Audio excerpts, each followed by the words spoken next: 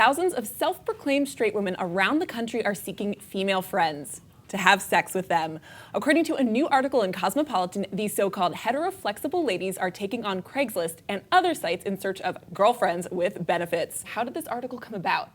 So this article came about, actually, I was at a sexuality and science research convention in Omaha, Nebraska, and I attended Chelsea Reynolds' talk.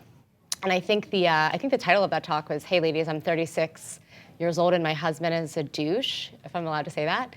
You're totally allowed to say that. Okay. And she dove into this trend, and it started to raise a lot of questions, larger questions about female sexual fluidity and what it really, means to how you identify. Is it gay, straight, bi, or other? And then realizing that other covers a whole swath of people and their behaviors and identities.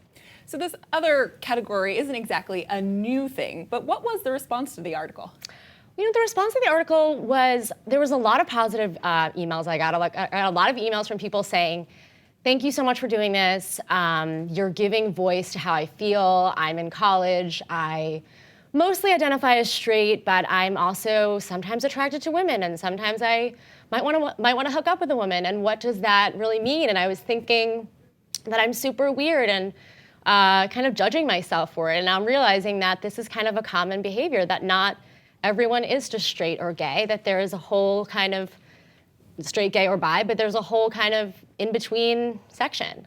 Now, in terms of when you went onto Craigslist, what kind of things did you find that women were writing in these ads, I suppose, in terms of seeking out relationships or sexual relationships?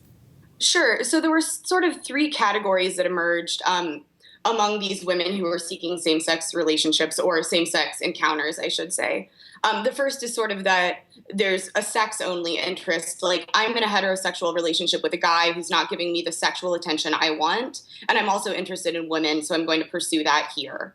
There was another group, which is what Michelle wrote about, which is sort of this like friends in public, friends with benefits in private, which is really, it's more emotional than just sex, but it's still not seeking, long-term romantic relationships. And then there was a third group, which is sort of women who are looking for more emotional attention that is linked with sex. So they're already in a primary heterosexual relationship. Maybe the person that they're primarily partnered with is absent. He's on trips. She's really looking for another partner who won't be primary in her life, but will give her emotional support and also go down on her on the weekends, as Michelle kind of wrote. Lisa, did any of these findings surprise you?